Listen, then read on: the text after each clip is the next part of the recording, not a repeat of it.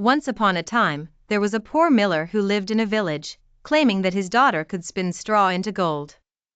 This boastful exaggeration caught the attention of the king, who summoned the miller's daughter to his castle. The king, intrigued and driven by avarice, took the girl to a chamber filled with straw, gave her a spinning wheel, and demanded she turn the straw into gold by morning, or else she would face dire consequences. The poor girl, distressed and confused, said in despair, for she knew she had no such power. As her anxiety grew, a curious little man appeared before her. "Why are you crying?" he inquired with an impish grin. The girl explained her plight, and the little man offered his help. He could spin the straw into gold, in exchange for her necklace. Desperate, she agreed, and by the break of dawn, the room was filled with gleaming gold. The king was elated and expected more, so he placed the miller's daughter in a larger room with more straw, commanding once again that it be spun into gold by morning.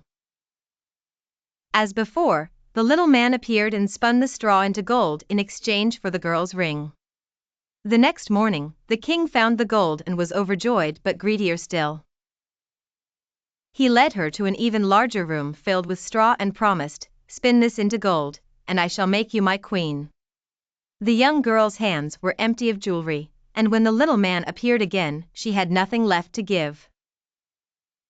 Seeing her despair, he proposed a new deal.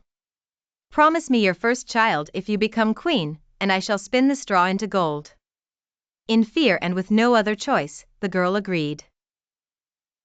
The little man fulfilled his promise, and the king wed the miller's daughter, making her his queen.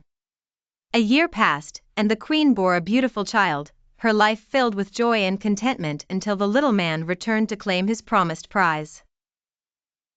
The queen pleaded with him, offering wealth and treasures to keep her child, but he refused every offer. Desperate, the queen begged for mercy.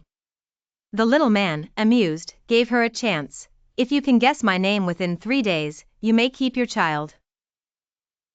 For 2 days, the queen pondered every name she knew, sending messengers across the land to learn unfamiliar ones.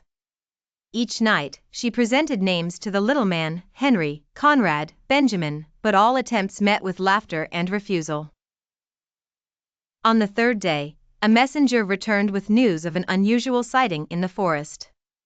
He had seen a small man dancing around a fire, singing, "Tonight, tonight, my plans I make, tomorrow, tomorrow, a child I'll take.